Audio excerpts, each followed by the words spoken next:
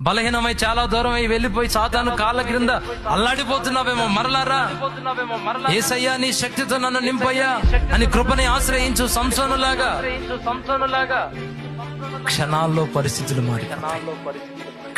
పరిస్థితులు మారిపోతాయి. నూతన జీవం, నూతన శక్తి. సాతాను ఈ క్షణం నుంచి నిన్ను చూసి భయపడడం మొదలు పెడతాడు. వాడు నీ ఇంట్లో ఉన్న దెయ్యాలు మొత్తం పారిపోతాయి.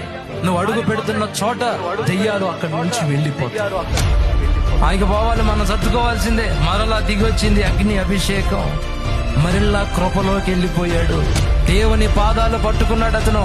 పండి తర్వాత చూసుకుందాం. అలా కొద్ది రోజులు ఆగిన తర్వాత అతను ఇప్పుడు ఎవరు పట్టుకోలేరు, ఇప్పుడు ఎవరు ఆపలేరు అతన్ని. ఏది ఎదురొచ్చినా రైలు గుద్దుకొని వెళ్ళిపోయినట్టు వెళ్ళిపోతాడు. ఆగేది ఉండదు. ఎందుకు? ఎక్కడున్నాడు ఇప్పుడు? కృపలో, దేవునిలో.